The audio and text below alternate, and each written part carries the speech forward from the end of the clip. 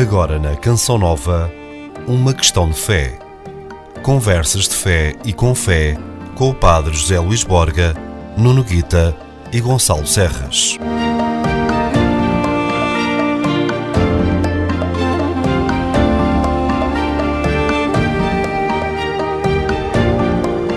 Uma questão de fé, na Rádio Canção Nova.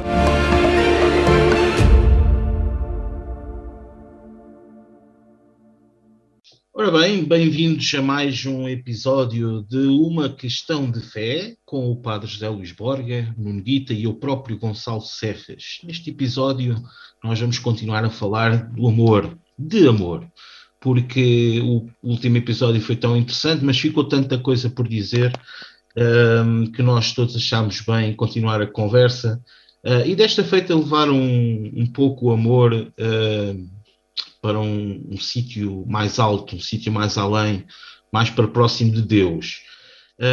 Porque eu pessoalmente foi algo que eu nunca consegui fazer, foi amar a Deus acima de todas as outras coisas. E nem sempre se percebe a mensagem de Deus. Pois se eu desejasse amar a Deus acima de todas as outras coisas, teria de o perceber. E é impossível perceber Deus, pois a lógica não chega. Percebemos intuitivamente a harmonia que há no todo, mas não a podemos explicar. Tentamos muitas vezes reproduzi-la em arte, mas é insuficiente. Poderia guiar-me pela Bíblia, porém, havendo tantas Bíblias diferentes, tantos guias espirituais e tantos credos, poderia pecar por defeito ou por excesso. Prefiro pessoalmente acreditar naquela velha máxima popular que Deus escreve direito por linhas tortas. É um chavão de sabedoria popular que alguém inventou. Porém, se o inventou, foi por pensar que em determinado momento as coisas até podem não fazer sentido. Mas para Deus tudo faz sentido. Quem o inventou aspirava à justiça, a justiça que desqualifica o mal que nos fazem e promove o bem. Como muitos, ainda hoje não consigo aceitar a perda de muitos entes queridos, como a minha irmã ou o meu pai. Tal fato gerou em mim enorme revolta e indignação para com Deus. Afinal de contas, o meu pai e a minha irmã eram boas pessoas. Foi a minha irmã quem me ensinou o sorriso e o meu pai quem me ensinou a caridade e a compaixão, entre muitas outras coisas. Ainda aguardo o desenlace que me prove que Deus escreve direito por linhas tortas. Porém, esse desenlace teima em não acontecer. Conforto-me na minha fé. Aguardo placidamente, quase insensível, uma explicação. Se essa explicação não vier no decorrer da minha vida, tanto pior. Se vier depois desta vida, tanto melhor. Mas Deus não me deve nenhuma explicação. Sou apenas uma pequeníssima parte do todo, aspirando, quem sabe, a ser o grão de areia na engrenagem, voraz, que nos consome os dias, em busca de trabalho, em busca de afetos, em busca de realização, em busca de nós mesmos. Porém, sei que, sendo imensamente pequenino, assim como Deus é imensamente grande, peco pela comparação. Ainda assim, sei, pela fé, que sou muitíssimo importante. De que forma só Deus o saberá explicar. E se sou muitíssimo importante para Deus, resta-me fazer a minha parte bem feita. Considerar os outros como a mim mesmo, já que amar me parece difícil. Pois amar o belo é fácil, mas amar o feio, só mesmo Deus o pode fazer, sem vacilar. Resta-me trabalhar cada dia, cada música que faço, ou cada texto, ou cada palavra, ou cada gesto, como um artífice. Sabendo da minha importância, da importância de viver e estar vivo, tentar descobrir o meu lugar no mundo, percebendo que os outros são igualmente importantes para Deus.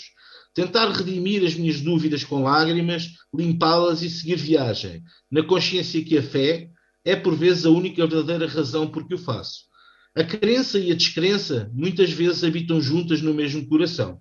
Thomas Alick, autor do livro O Abandono de Deus, defende que o combate entre crença e descrença não é uma luta entre duas equipas claramente separadas com camisolas de cores diferentes, mas antes, e frequentemente, um diálogo ou um conflito no íntimo de um coração ou espírito humano. No íntimo de um coração humano existe sempre a dúvida. Basta aprofundar mais um pouco, escavar mais fundo nos nossos preconceitos e certezas. Deus quereria que nos descobríssemos, por isso se encerra muitas vezes num mistério que só desvendamos dentro de nós mesmos. Amar essa descoberta será amar a Deus acima de todas as outras coisas? É uma questão, e é a primeira questão que eu vou deixar no ar, e vou começar naturalmente pelo Padre José Luís Borga. Sou padre, certamente acredita nisso, uma vez que é padre, mas diga uma coisa, como é que é amar Deus acima de todas as outras coisas, uma vez que foi a escolha que fez, no meu entender. Bom, antes de mais, bom dia, Boa conforme estão tarde. a ouvir. Eu acho que a tua reflexão peca por ser demasiado abrangente. Pegasse apenas uma das dimensões, ficaríamos mais situados. Mas, de toda forma, vamos devagarinho. Primeiro, não é acima de todas as outras coisas, é acima de todas as coisas. Não há outras coisas. Fora de Deus nada existe e nele tudo é a realidade. Ele é o ser. Eu sou o que sou. Deixa-me só dizer uma coisinha antes de continuar. Eu agradeço imensamente que me corrijam, porque isto são as minhas perspectivas pessoais. Eu parto delas para, portanto, não, porque, perceber que dúvidas é que é de colocar, porque eu não estou não aqui tem como paladino nenhum. da verdade. Estou aqui para tentar descobrir as minhas próprias dúvidas e agradeço naturalmente, e o auditório também agradece certamente, porque espero eu que se revejam nas minhas dúvidas e nesse sentido gosto muito de vos ouvir esclarecer essas mesmas dúvidas. Não queria que justificasse, de forma é compreensível. Até porque no teu texto estão lá as respostas e as perguntas. Quer dizer, tu tentando balbuciar o enquadramento das questões, acabas por buscar nas respostas, mas depois deixá-las como dúvidas, como resposta. E bom, não vamos agora, não vou analisar por parágrafo por parágrafo. Vamos pegar exatamente, isto é só vamos exatamente pegar na frase que me ficou logo. Né? Amar a Deus sobre todas as outras coisas. Ora, a diferença é que no todo está a parte. A parte só existe em relação a um todo.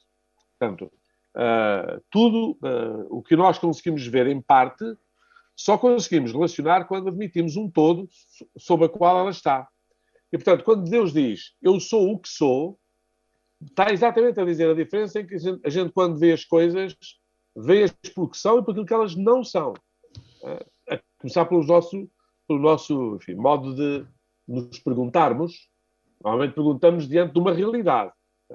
O princípio da realidade é um princípio muito mais interessante. Precisa de duas coisas que são importantes aqui no contraponto com o teu texto. A primeira, a humildade. O humilde vê muito mais do que o arrogante. Segundo, a humildade faz com que nós nos contentemos por fazermos uma progressão, como se diz na tropa, não é? Uma progressão em combate. Uma progressão em combate faz-se na vivência do cumprimento de uma ordem cujo sentido todo eu não tenho. Isso é Clausewitz, seu padre. Claro que é. Estamos a falar de filosofia. Mesmo parecia. E mais, é Hegel. Hegel também faz muito esta abordagem. Portanto, quando nós estamos a cumprir, mesmo quando eu cumpro para com Deus, eu estou a cumpri-lo não porque eu domino o todo, mas porque eu confio que o todo tem um sentido para a parte que eu vejo. Se quisermos pôr isto num jogo de futebol, a competência de um avançado não está, ele perde-se quando ele começa a criticar e a querer entender o guarda-redes. Uhum. O guarda-redes, da sua equipa. E se for da equipa adversária, é pior ainda. Porque o guarda-redes da equipa adversária está permanentemente a desfazer no que ele faz. Se ele não entender isso, não entende que ele é o avançado, que o outro é o guarda-redes. Quero eu dizer, até na sua competência de avançado, ele tem que contar com a resistência e a contraposição do guarda-redes que está do outro lado. Está na sua frente. Isso só o dignifica como avançado. Se ele disser assim, eu não jogo com este fulano, que ele tira uma bola sempre que eu chego ao pé dele. Pudera, ele é o guarda-redes, é ver que ele não quer que eu remate à baliza. Não é? Portanto, estou a dizer, amar a Deus sobre todas as coisas não é entrar no domínio, é amar em todas as coisas Deus. Ou amá-las no sentido em que elas são presença de Deus. Porque só Deus é que é. Portanto, se Ele é o que é, as coisas que eu as vivo, se não busco a sua essência, isto parece muita filosofia, mas vou falar de coisa muito simples. Quando eu acredito que a pessoa que eu amo foi Deus que me deu para eu a amar, mesmo que eu não goste dela, eu amo-a com uma força e uma verdade que é muito superior a que eu achar que aquilo é um capricho e só vou amar se eu quiser. E se eu quiser, não a vou amar. Porque se eu não a amar, eu não estou a ser eu. Porque a minha função é amar. Amar até o inimigo. No caso, porque ao amar o inimigo, parece-me com Deus. Porque Deus não tem... Os inimigos de Deus estão vencidos. Não vale a pena. Deus não tem inimigos. O ser humano é que tem muitos. A começar por retirar Deus do seu horizonte. Ora, vou lá só agora sintetizar. Quando eu digo amar a Deus sobre todas as coisas, ponho todas as coisas e ponho Deus sobre essas coisas. E não em conflito com Deus.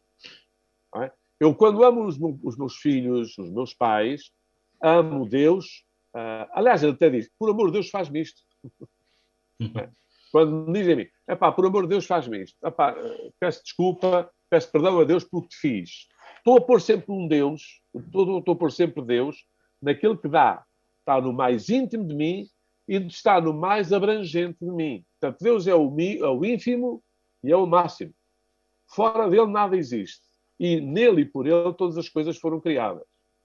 Portanto, quando nós pomos isto na questão da fé, não há aqui conflito nenhum. Eu, quando amo a natureza, quando amo, se a amo como natureza, a amo como uma criatura do Criador. Por isso, São Francisco, por exemplo, chama a natureza irmã, não lhe chama deusa. Deusa significa é criada como eu sou criado por Deus. O Criador fez a natureza porque pensou em mim, que eu tenho a capacidade de o reconhecer, o Criador, na coisa criada, que é uma coisa que mais nenhum ser tem capacidade. Falaste na arte, e a arte é muito interessante, porque quando nós, está no livro da sabedoria, quando nós amamos uma peça de arte, se a arte é maravilhosa e é bela, quanto mais o artista que a fez. Então, o artista é sempre mais do que a peça de arte. A peça de arte é apenas uma circunstância e uma situação da sua própria capacidade artística. Por isso é que ele tem várias peças de arte. E, supostamente, à medida que vai ter cada vez mais belas e mais perfeitas. Não é? Ora, em Deus isso não acontece, porque Deus está em tudo. E em tudo ele é reconhecido. Porque é o Deus de todas as coisas. Por isso é que amar sobre todas as coisas, termino agora, para a frase mais, era aqui que eu queria chegar, que é a frase de Santa Teresinha do Menino Jesus. Eu, quando descobri que tudo foi feito por amor, e o amor é que deu todas as coisas, eu vou amar o amor. Amar o amor é amar a Deus sobre todas as coisas. Porque se tudo é feito por amor, então vou amar o amor. Isto é que é a síntese do amar a Deus sobre todas as coisas. É amar o amor como todas as coisas existem. Okay. Não sei se fui confuso, mas foi exatamente para tirar uma coisa que se chama oposição. Destas coisas há tudo uma continuidade. Eu é que, como ser limitado, só as vejo parcialmente. Ok. Nuno, amar o amor parece-te uma bela forma de amar Deus acima de todas as coisas? Até porque Deus é amor. Nem sequer se coloca essa questão. Parece que Deus está na moda, segundo diz aqui o padre José Luís Borga, algo que eu... Não, Deus é amor. Deus, percebi que Deus está na moda. Não, Deus é amor. Ele Deus não ama, é amor, ele é amor. Exatamente, exatamente. O amor é fonte de todas as coisas, logo, amar o amor como todas as coisas existem. Ok. Estamos a apresentar Uma Questão de Fé. Conversas de fé e com fé com o padre José Luís Borga, Nuno Guita e Gonçalo Serras.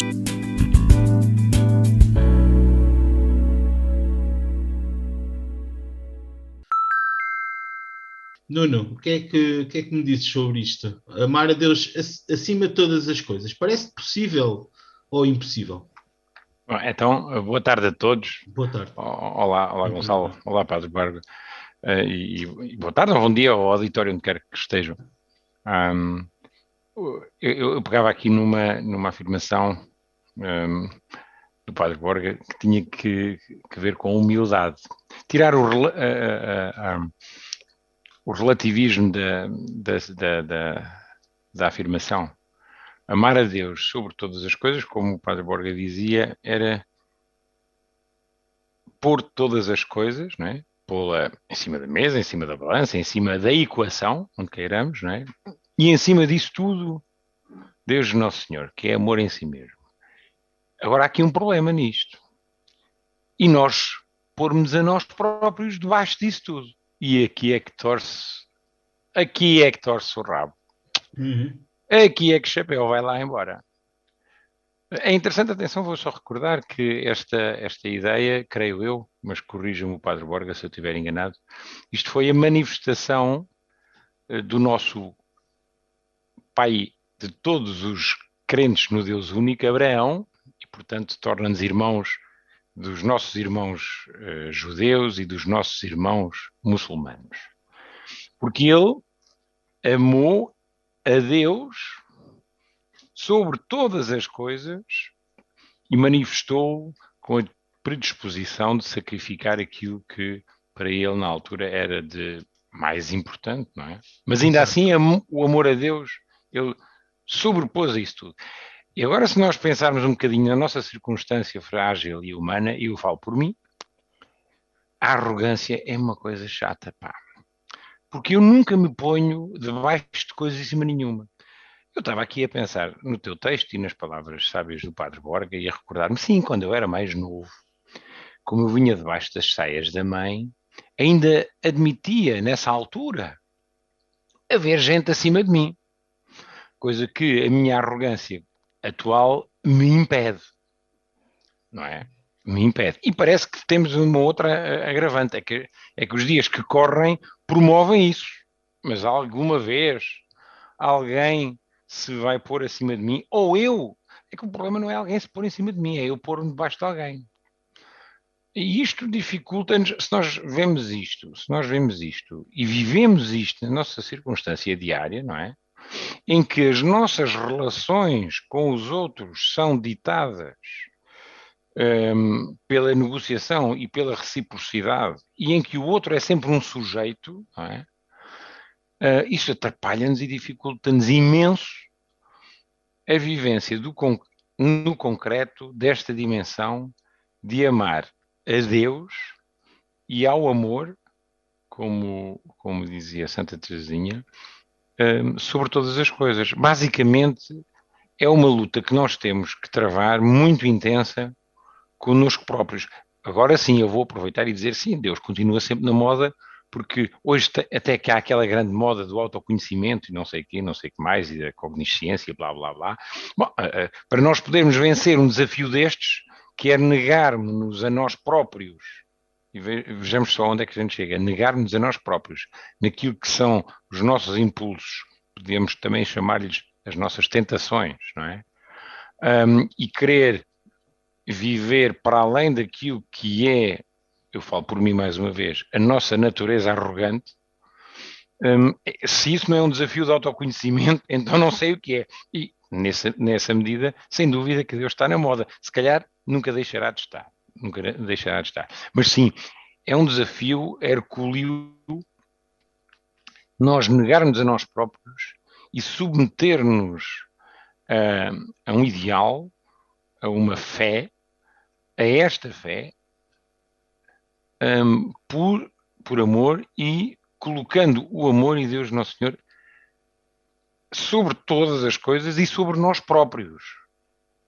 E isso sim, creio que para mim ainda, e cada vez mais, é um desafio diário. Confesso que me é difícil de vencer. Claro que sim. Há aqui uma coisa que é interessante sublinharmos, porque o amor, quando se manifesta, se há coisa que nos põe, é muito pequeninos. Quando a gente reconhece o amor dos nossos pais, o amor do médico, quando é competente, gastou anos da sua vida para não fazer um erro comigo, não é? Ou para me poder ajudar na minha situação de doença. Quando percebo a quantidade de conluio que é preciso quase para que o meu bem-estar seja uma realidade, eu só posso colocar-me de joelhos. Quer dizer, a história aqui, o amor é exatamente o antídoto mais eficaz para uma coisa que se chama idolatria. O contrário disto é nós idolatrarmos os bens, os acontecimentos, as ideias, por exemplo. Posso idolatrar as minhas ideias, ou até idolatrar o meu próprio ego. Eu mereço ser adorado. O amor faz-me exatamente ao contrário. Eu não fiz mais que o meu dever. Não há nenhuma mãe que, depois de ter amado um filho, até ter passado não sei quantas noites em branco, sem dormir, para estar à sua cabeceira, diga que merece do filho um simples... merece e tem direito ao agradecimento do filho. Claro que ela tem direito, mas ela não o obriga e muito menos espera que ele aconteça. Se ele acontecer, tudo bem, mas não é aí que está o seu objetivo. Ela achará sempre que faria o dobro se pudesse. E então a gente está aqui num domínio que se chama exatamente o amor. Porque o amor faz-nos doar sem outra contrapartida, senão o gozo que isso nos multiplica. Isso nos faz crescer. Portanto, ao humilhar-me, cresço. Ao ajoelhar-me, agigante-me. Por isso é que a boa religião faz-nos muito mais humildes, não de uma falsa humildade, mas de uma humildade que é tão verdadeira que nos agiganta. Eu vejo isso, por exemplo, quando as pessoas humildes que eu conheço, que sempre ficam indispostas quando se quer agradecer ou fazer uma homenagem. Elas nunca acharão, mas eu não vejo outra maneira de ter feito. Eu não fiz para isso. Ao contrário, as pessoas falsamente arrogantes acham sempre que toda a gente lhes deve e não paga. Não é? Toda a gente... Porquê? Porque eu sou o centro do mundo. A ideia e isto não passa de uma idolatria que, além de tudo, os ídolos são falsos. Não é? Os ídolos enganam e são fruto do engano. Portanto, a verdade só se alcança pela humildade. E aquele todo só se vê quando a gente vai multiplicando. No fundo é aquela coisa que eu gosto de dizer aos meus alunos. O químico, quando quer saber a qualidade da água de um poço, o que ele faz não é tirar a água toda para analisar. O que ele faz é ir lá com uma provetazinha e tirar apenas duas colherzinhas de água que leva para o laboratório. E é essa colherzinha que ele domina. Mas a água toda ficou lá no poço. E, portanto, depois vai dizer, por cálculos, que aquela água é boa para consumo. Mas ele não viu a água toda. Não pode ver a água toda. Agora, o que ele faz é, exatamente, pegar numa amostra e fazer uma coisa que é multiplica por milhões. Que é, no fundo, a experiência da fé que a gente faz. A experiência da pequena amostra, na qual está a verdade de todo o universo, de toda a história, de toda a criação. E às vezes basta um sorriso. Dizias há pouco a tua mãe ensinou-te a sorrir, mas não sorri porque é parvo. As hienas também riem muito, não é? Mas não sorriem em vez nenhuma. E pode sorrir por nervosismo.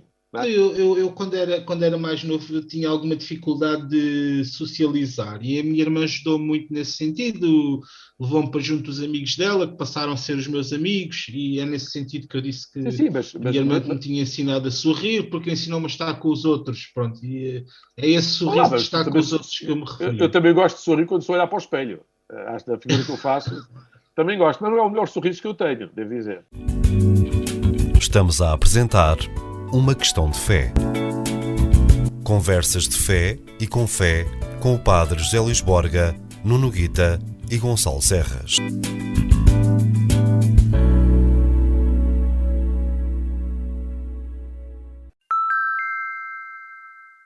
Padre, eu vou-lhe lançar um desafio, pegando ali nas palavras do Nuno, quando falava na história de Abraão, que tentou, e hoje é um programa especial porque nós queríamos falar um pouquinho mais em relação ao amor que se tem a Deus, portanto, como é que se ama a Deus. E portanto eu ia buscar a história do Abraão que sacrificou, ou que ia sacrificar o filho Isaac, a pedido de Deus. Deus exigiu-lhe exatamente o seu amor mais precioso, que sacrificasse o seu amor mais precioso em nome de Deus. Eu acho que a lição que se tira disto é o sacrifício, não é? O sacrifício que Abraão estava disposto a fazer. Mas o seu padre me poderá explicar melhor. Claro. Isto tem que ser visto em contraponto com o Deus que sacrificou o seu próprio filho para mostrar que nos ama sobre todas as coisas. Porque Deus ama-nos sobre todas as coisas. Todas as coisas que foram feitas, sobre todas as coisas está o ser humano. Né? Todas as coisas foram feitas em relação ao ser humano. E Deus, isso é interessante ver na Bíblia em contraponto com a oblação do próprio Jesus Cristo na cruz. Se é verdade que o filho, o Isaac, não foi imolado, porque Deus não levanta a mão contra o menino. Não levanta a mão. Deus dá-lhe aquela prova, pediu-lhe aquela prova e ele passou à prova. Ele estava disposto. Mas Deus não quer esse sacrifício. Porque Deus faz esse sacrifício por nós. Esta é uma das coisas que nós temos que perceber, é que o amor não é uma invenção nossa. O amor é uma recepção nossa ao qual só podemos corresponder amando. O amor precisa ser amado. Não é? Amor com amor se paga. Ouvi dizer esta frase que o povo também diz muita vez. E ao reconhecer que Deus me ama, que ele merece o meu amor por ele. Ele amou-nos primeiro, antes de qualquer... Há muita gente que não sabe isto. Isto é uma boa notícia para muita gente que não tem a história da salvação como referência para a vida. Pensa que o amor a Deus é uma coisa que nós fazemos por nervosismo e por medo. Amar, por exemplo, o céu, o sol, a água, a terra, fazemos isso porque precisamos disso. É por uma questão de calculismo, não é? Calculismo e por uma questão de necessidade nossa. Agora, amar a Deus não é nem por calculismo, porque Deus não se calcula nem se manipula. Aí tens toda a razão. Eu não posso conhecer Deus à forma como conheço as coisas, porque Ele não é uma coisa. Eu não posso defini-lo, porque Ele não é uma coisa. Todas as coisas é que me falam dele, mas Ele é mais do que todas as coisas. E a soma de todas as coisas não diz ainda quem Ele é. Ele é infinitamente mais. Agora, todas as coisas me falam dele. E isso é que é o importante. E, portanto, quando Ele pede ao pai Abraão, vai, pega o teu filho que tu tanto amas e vai imolá-lo, depois de dizer que ia dar uma descendência sem número, ele só tinha aquele filho, e, portanto, a coisa ia ser complicada. Até humanamente estava a desdizer como é que as coisas humanamente iriam ser conseguidas, se bem que ele teve aquele filho quando humanamente era impossível tê-lo. E o que é que ele faz? Usou a mesma lógica. Se eu tenho isto tudo, sem merecer nada, e tudo contra a natureza, tudo o que naturalmente se justificaria, se Deus me pede isto, ele vai continuar a fazer a mesma história. No fundo, ele jogou com a mesma lógica. E disse, ele que me deu tudo, merece tudo o que eu tenho. Esta é a lógica de Abraão. A mesma lógica que Jesus Cristo. Vós me destes, nós não quereis sacrifícios e holocaustos, mas destes-me um corpo, está na carta aos Hebreus. Por isso, ele amou, o que agrada a Deus é a oferta de tudo o que sou a Deus. Ora, é este, e nós fazemos não porque Deus nos obriga, mas por resposta à descoberta do modo como Deus nos ama. E aqui é que está a beleza do amor. O amor só pode funcionar aqui, nem por calculismo, nem por medo, mas funciona por imensa liberdade e por entrega absoluta. O tal sacrifício, quando um atleta faz sacrifício, nós podemos dizer o quê? É quando suporta a dor e aquilo que, se não fosse o bem que ele busca, que é ser campeão, ele não suportaria. Ele não faria nada daquilo. Estava era quieto. Mas como ele quer ser campeão, triplo salto, salto em altura, maratona, ele suporta, ele sacrifica-se, ou seja, suporta a dor que isso lhe causa, em nome do bem que alcança com isso. Ora, São Paulo tem uma frase muito bonita, não é? Na pista, o atleta corre por uma medalha, por um prémio de ouro. Nós corremos por uma coisa bem mais preciosa, que é a vida eterna. A vida sem limite. É a vida que puxa a vida. Deus é a minha vida, o caminho, a verdade e a vida. E, portanto, amar a Deus é amar o amor, porque o amor é a minha vida, é o caminho do meu viver e é a razão, a meta do meu viver. Agora, isto faz tudo em nós de uma forma, diria, parcial, tentada, balbuciada, com avanços e recuos. Por isso é que são linhas tortas. Porque essas é que são as linhas tortas, não é? As linhas tortas são as linhas com que eu caminho. Ora sobe, ora desce, ora vai para trás, ora vai para a frente, ora cai para o lado. Raramente vai sempre direito. Não é? Deus é que corta à direita. Eu nunca corto à direita. É tudo muito torto. Aliás, é como a gente quando começa a escrever, é tudo muito torto. Até que tenha ali um jeitinho, depois de muito. Agora, Deus sim, Deus escreve direito por linhas tortas, porque Ele ama mesmo aquilo que não é amável aos nossos olhos, segundo os nossos cálculos, segundo a nossa lógica, não é? Portanto, o sacrifício é o sacro ofício, a palavra quer dizer exatamente isso. É a ação sagrada, que é amor, com amor se paga. Eu, quando amo a Deus, outra coisa não faço do que responder-lhe com o reconhecimento do amor com que Ele me ama. Isso é o mais importante. Nuno, sim, força, Nuno, força. Eu se calhar queria pegar aqui nas palavras do Padre Borga relativa à idolatria, porque eu creio que muitas vezes a dúvida que nos assalta, ok, eu amo os meus filhos desta maneira, eu amo os meus pais desta maneira, eu amo o meu esposo, a minha esposa desta forma, bom, e da mesma forma é suposto eu amar a Deus, e só que muito mais do que todos os outros. Bem, como o Padre Borga disse, não, porque Deus não é sujeito. É que a questão está aí, e portanto nós colocarmos, agora abusivamente, coisas diferentes no mesmo plano, é como querermos medir água em gramas ou farinha em quilómetros. Portanto, não se mede farinha em quilómetros, nem se mede a água em quilogramas. Portanto, é cada coisa no seu plano. E, efetivamente, o amor a Deus e toda a nossa relação com Deus tem esta noção de imensa humildade. Imensa humildade e de fidelidade.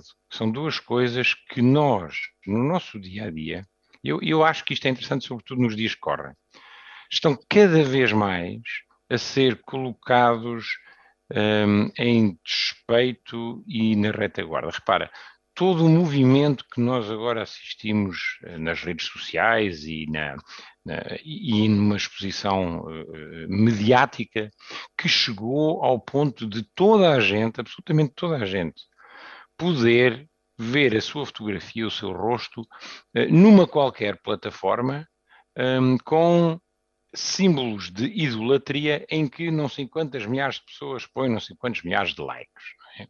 E o que é que isso nos faz? Isso exalta-nos, cá está o ego, a ambição desmesurada de idolatria. Hoje em dia, até é uma expressão que já dura alguns anos, que todos queremos ser estrelas de Hollywood. O que é que nós queremos? É ter uma imensidão de gente atrás de nós a idolatrar-nos, porque achamos que alguém que está num palco cheio de holofotes e tem milhares de fãs a seus pés a idolatrá-lo, é uma condição que devemos de ambicionar. Bem, e isto é as mensagens, se calhar um bocadinho mais simplistas, que nos vão chegando e, sobretudo, que chegam aos jovens e se calhar a toda a gente, não é? Mas que são exatamente o contrário. E depois, com isto no nosso subconsciente, é-nos muito difícil aquilo que o Padre Borga dizia, que é anular-nos. Não, eu só dei aquilo que era devido, quer dizer, não fiz mais do que a minha obrigação. Portanto, todos esses sentimentos e manifestações de humildade nos dias que correm estão absolutamente fora de moda, ou em moda, bem, como queiram, fora de moda. E é contra isto que nós, se calhar, precisamos de alguma forma, consciencializar-nos no exercício diário da vida, porque esta ideia, ou esta proposta, ou este convite, ou este mandamento de amar a Deus sobre todas as coisas, é um mandamento para o dia-a-dia. Bom, e se é um mandamento para o dia-a-dia, e é suposto ser o caminho para a nossa felicidade individual, e conflitua com um conjunto de outras propostas sociais que nós temos que racionalizar, consciencializar e depois saber como é que vamos lidar com isto. Porque a reboque desta ânsia, isto faz-me lembrar muito o bezerro de Moisés, não é? Esta ânsia da idolatria, são aquelas fragilidades ou aquela ambição pelo holofote imediato, não é? Depois também nos causa imensa angústia e todas aquelas inseguranças, porque é engraçado, porque o Padre Borga colocou-nos exatamente naquele plano de, atenção, Deus criou o homem como centro de tudo, não é? E repara, isto é aquilo que nós hoje chamamos de, mas isso é muito antropocêntrico, não é? Não, nós não somos assim tão importantes. Não, os gatinhos e os cãezinhos também são importantes e também têm que ir ao médico e ter segurança social. E, portanto, às duas por três, nós por uma via que é da idolatria exacerbada ao indivíduo, não é? Todos nós temos a ambição de ser ídolos, ao mesmo tempo, as fragilidades e a insegurança própria que tudo isso nos causa levam-nos a diminuir-nos abaixo daquilo que é verdadeiramente a nossa vocação e o projeto para nós de Deus, que é sermos o seu projeto. Ser o seu projeto e viver esse projeto de Deus, parece-me a mim, já é amá-lo sobre todas as coisas. Mas atenção, depois também é preciso pôr isto em relação, porque nesse plano nós temos uma relação de intimidade com Deus que mais nenhuma outra coisa tem. Estamos a apresentar Uma Questão de Fé. Conversas de fé e com fé com o Padre José Luís Borga, Nuno Guita e Gonçalo Serras.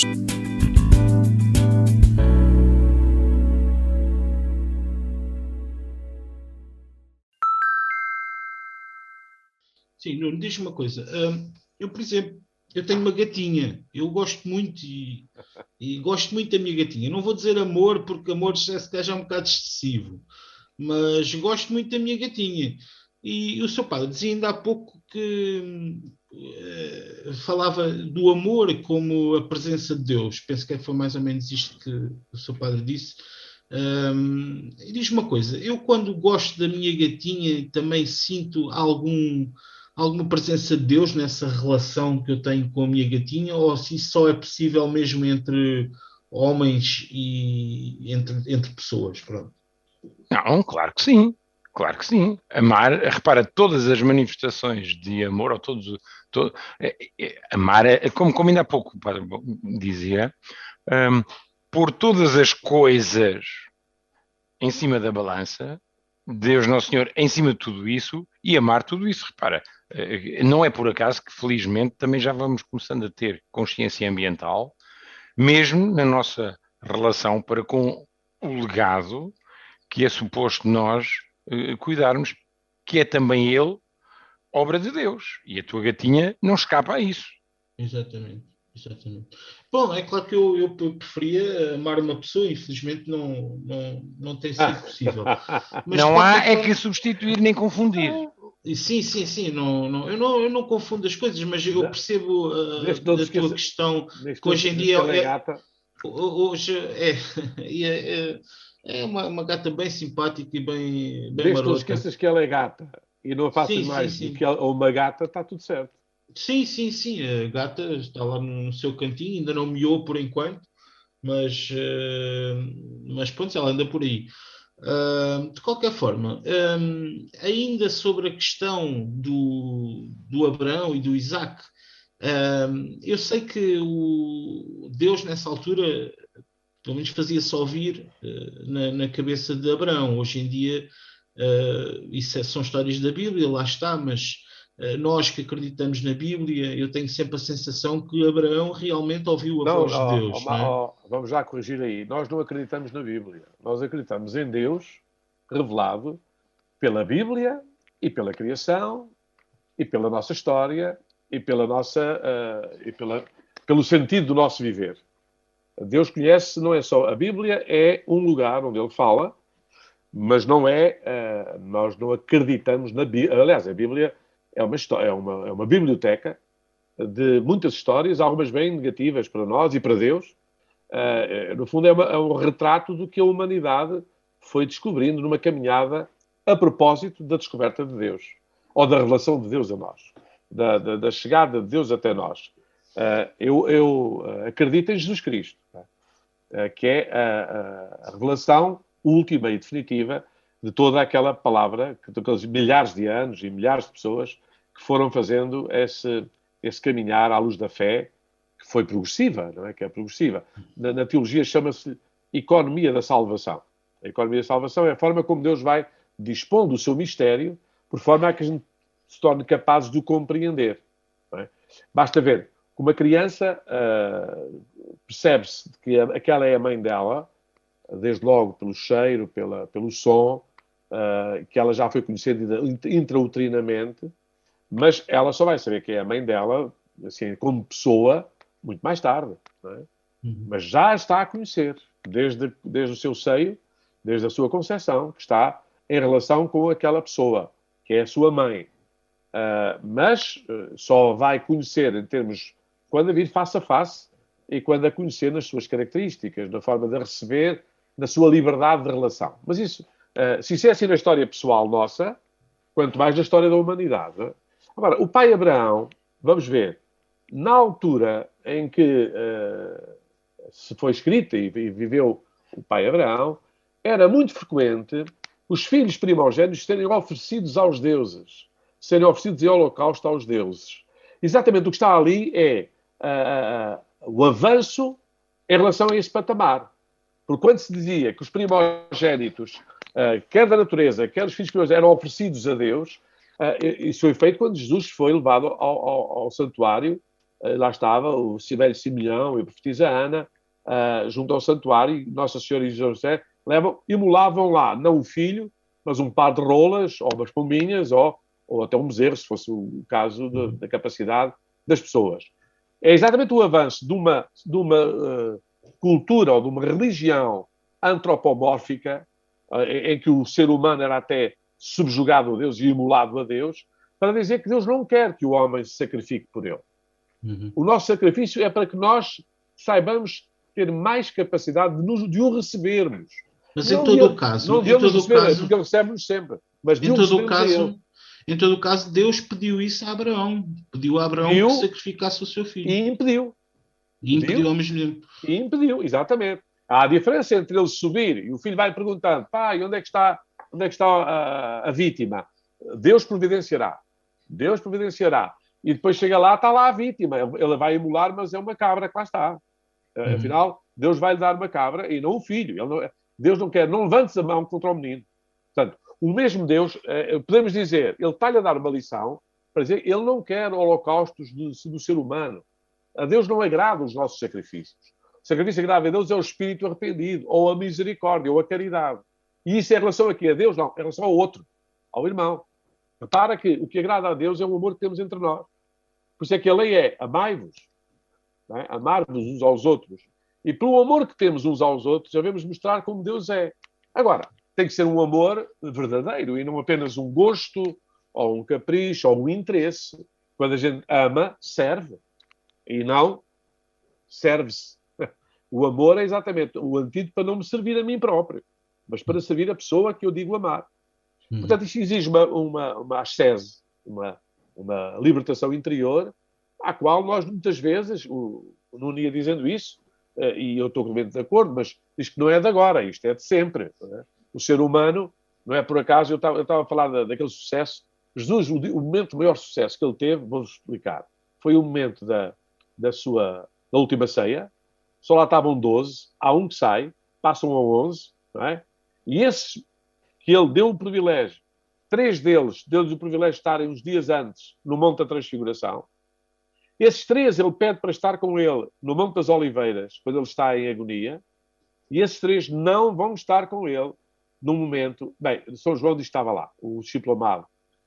Mas também está no Evangelho de São João. Mas no máximo ele tem lá um discípulo com ele na cruz. Portanto, se quisermos ver, o momento da apoteose de Jesus é o momento em que ninguém quer lá estar. E há só pequenos que têm esse privilégio. Claro que depois, estes mesmo, Pedro, Tiago e João, vão dar a vida por Jesus Cristo. Vê lá a mudança. Uns que não tiveram coragem de estar com ele, depois têm a coragem de lhe dar a vida toda. É isto. Por isso é que nós não podemos ler apenas o Novo Testamento só através do relato da vida pública de Jesus. Temos que o ler tudo a partir da sua ressurreição. Que é aí que ele atingiu o ponto mais elevado a chamada glorificação. E ao contrário das nossas glorificações, ela não depende nem dos aplausos, nem dos likes. Ela depende da verdade que só alguns, quando purificam os seus olhos com as lágrimas, ou quando o procuram, como aquela Madalena que foi a primeira a vê-lo, e repare-se, foi aquela que estava lá, chorava. Porque choras, mulher?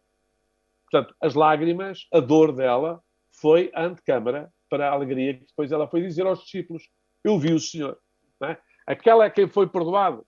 Agora existem muitas histórias sobre Maria Madalena, a tirar de 7 espíritos, aquela que era uma pecadora, aquela que não tinha mérito nenhum, afinal é aquela que é a primeira a anunciar a glória de Deus, a glorificação de Jesus Cristo na sua ressurreição. Portanto, é só para dizer que isto vive, os tais linhas tortas, todas tortas, são o lugar onde Deus revela o que Ele de direito e em direito tem para connosco. Portanto, Ele ama-nos. Eu uma vez dizia isto a um bispo. Uma vez eu perguntava, um bispo perguntou-me, como é habitual? Estás bem? E eu respondi-lhe, como é habitual, não, sou bom.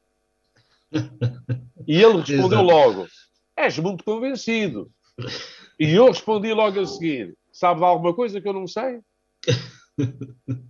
E terminei a dizer, Sr. Bispo, se Deus deu a vida por mim, quem sou eu para dizer que não presto? Okay. Quer dizer, o preço da minha salvação foi o Deus que deu a vida por mim, quem sou eu para dizer de mim próprio que eu não presto? Se alguém pagou este preço por mim é porque eu tenho muito valor. Agora, às vezes, eu pareço que não mereço. Isso é que é o lado triste é isso. Como é que uma coisa tão cara está tão estragadinha, não é? Ou tão desperdiçada? De facto, deu a vida não é só por mim. Deu a vida pelos pecadores. E aqui é que está o lado misterioso do que é ter compaixão. Repare-se, no que nós dizemos do Pai Nosso, perdoai as nossas ofensas como nós perdoamos a quem nos tem ofendido. Esquece de estar a dizer isto. Porque quando alguém nos ofende, a gente queixa-se muito. Não, perdoa-lhe. É a altura de pareceres com Deus. Ora, se ninguém te ofendeu, como é que tu perdoas? Nuno, eu vou-te colocar uma questão. Eu continuo intrigado com a história do Abraão e do Isaac. Por causa do teste que Deus fez ao pai Abraão, diz uma coisa: o amor tem destas coisas, tem testes. Nós somos testados para amar por Deus. Achas que nós estamos aqui nesta vida? Atenção que essa é a prova que Deus deu que nos ama. Não é o teste, é a prova. A prova de amor que Deus tem é ter dado a vida por nós. Ok. Atenção, isto é muito importante porque é exatamente o contraponto da paixão, morte e ressurreição de Jesus. Aquilo que Deus não quis, porque Deus não quer o amor apenas humano, quer o amor humano divinizado. Ou seja, tocado com a graça que só Ele pode dar. E só assim é que Ele se torna livre, só assim é que Ele se torna feliz, e só assim é que Ele se torna humanizante. Caso contrário, seria um sacrifício que nos desumanizavam. Todo o sacrifício que eu faço que não me deixa mais feliz, não é sacrifício que Deus quer. Nuno, o que é que poderias acrescentar então aqui a esta ideia de amor que existe divinizado? É divinizado, porque divinizado é um amor com um atributo divino. Exato. Ora, pela definição própria, o amor é divino. Portanto, porque nós para admitirmos a divinização, a linguagem tem destas coisas maravilhosas porque permite-nos a criatividade até para além dos limites. Mas se nós admitirmos a divinização, também teríamos que, ao contrário, admitir a desdivinização, que já seria muito obtuso. Seria mesmo muito obtuso. Mas existe. Então não é amor. Exatamente. Pronto. Não é? Portanto, mas eu queria dizer, e respondendo diretamente a tua, o amor tem não é testes. amor e também nos desumaniza. Quando não é amor, ou quando é um falso amor. Tal e qual. Aí, Padre Borga, aí se me permite, não sei se nos desumaniza, porque o pecado... Mas repara, o pecado é o que nós também temos de atributo humano. Portanto, o falso amor, sendo pecado, não é? Podemos dizer assim, bom, desvia-nos seguramente daquilo que é a vocação humana que nos está, que para nós está prevista. Sim, mas os nossos defeitos, não sendo divinos, não é? Sendo fruto daquela arrogância, não sei, libertária, não é? Não é libertadora, é libertária. É um amor falhado. Elas são humanas. Mas porque é que eu insisto nisto? Se calhar porque, como grande pecador que sou, gosto sempre de ter uma relação muito próxima com os meus pecados, que é para tentar, é aquela coisa do tentar tê-los ali assim à mão para ver se mais dia, menos dia consigo-lhes deitar a mão. Escapa-me a maior parte das vezes. Mas não quero é que eles me apanhem na esquerda baixa. O que acontece a maior parte das vezes. Também é falta de humildade. Isto para dizer que esta nossa relação com os nossos defeitos é algo que eu procuro cultivar, apesar de me meter medo. E voltamos aqui, a única coisa que me permite isso é a minha réstia de fé em Deus Nosso Senhor. De que, bom, eu vou lidar aqui com o que há de mais podre meu, mas tu estás comigo, Senhor, e não vais deixar cair. E se eu cair, que me levantes. Mas voltando aqui à questão do Gonçalo, se o amor tem destas coisas, como seja teste, eu acho que sim, claro que sim. Aliás, nós estamos constantemente... Aliás, se não fosse testado, nós não falhávamos no teste. Portanto, nós estamos constantemente a ser testados, estamos constantemente a falhar e Jesus deixou-nos isso, que é a esperança de mesmo depois da falha nos podermos reerguer e passar na próxima prova. Olha, o exemplo que o Padre Borga ainda há pouco falava dos apóstolos que falharam no momento da crucificação de Jesus, aí falharam redondamente. mas depois, no outro momento, deram a vida por ele. Portanto, aquele teste falharam, mas há mais oportunidade, e aí não falharam, e aí vingaram e tiveram sucesso. Portanto, claro que se nós não estivéssemos constantemente a ser testados nesta dimensão, claro, felizmente não nos é pedido imolar o nosso filho. Mas é-nos pedido coisa que para nós, que se calhar somos bem mais frágeis, muito mais frágeis do que Abraão, são-nos pedidas coisas que se calhar não são mais fáceis do que aquilo que foi para Abraão imolar o filho, ou dispor-se a isso. São-nos pedidos, cá está, abandonarmos-nos, não é? Abandonarmos a nós por aquilo que Deus nos pede. Entregarmos-nos. E isso, para nós, não sei se é um teste menos exigente do que aquele que... porque somos mais frágeis, diria. Eu falo por mim. E tem a ver com uma coisa que é importante. A progressão acontece na proporção em que a gente corrige as falhas. Portanto, que... As falhas são sempre necessárias para a gente sentir que está a evoluir progressivamente ou estamos a regredir. Não é? Alguém me dizia, não sei se foi o Padre Borgo ou se foi outro, alguém me dizia que, olha, estás-te a queixar do tronco que levas às costas, aguenta-te à jarda porque ele foi feito à tua medida. Portanto, abraça-te a ele. Ok. Nós já estamos mesmo aqui a chegar ao fim do tempo que temos destinado a este episódio. Muito mais haveria a dizer sobre o amor. Eu próprio continuo encantado com esse mistério que é o amor, mas claro, continuo com muita vontade de me pôr à prova e espero que Deus me ponha à prova, e com certeza que vai pôr, assim como a todos nós. E o que eu desejo ao auditório é que quando passarem por essa prova, se não forem bem sucedidos desta vez, com certeza que serão da próxima. E talvez valha a pena repetir um refrão a esse propósito: provai e vede como o Senhor é bom. Nas provas, provai.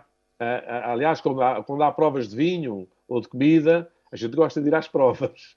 Isso. Mas agora, provai e vede como o Senhor é bom. E aquilo que dizia é que Deus não nos dê provas que a gente não possa sair vencedor.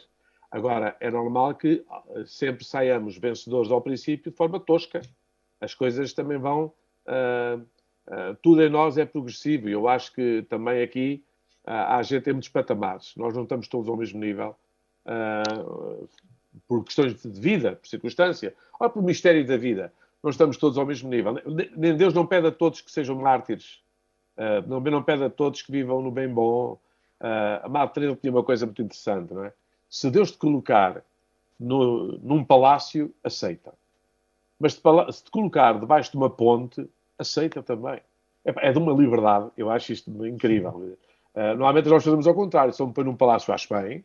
Está certo. Então, menos que isto eu também não merecia. Mas depois, debaixo de uma ponte, a gente acha assim, mas que raio, que mal fiz eu a Deus. Não é? E a Madre Teresa dizia assim, não.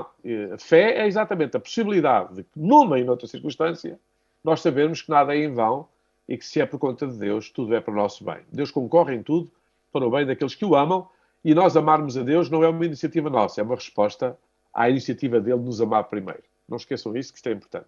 Muito bem, Sr. Padre, muito obrigado pelas suas palavras. Nuno, queres finalizar? Eu só tinha aqui uma breve sugestão. É que nós, de facto, perdoai-nos as nossas ofensas, assim como nós perdoamos quem nos ofendeu. Seria, no meu caso, se calhar pedir muito, perdoai-nos, pelo menos a mim, mais do que aquilo que eu perdoo aos outros, porque são tão tramados. E ficavam por aqui. Sim, senhor. Pronto, isto é sempre o mesmo problema, é finalizar o programa, porque é claro que a conversa continuaria, mas espero ver-vos a todos, eu, o Padre José Luís Borga e o Nuno Guita, no próximo episódio de Uma Questão de Fé. Muito obrigado e até sempre. Fiquem com amor. Obrigado.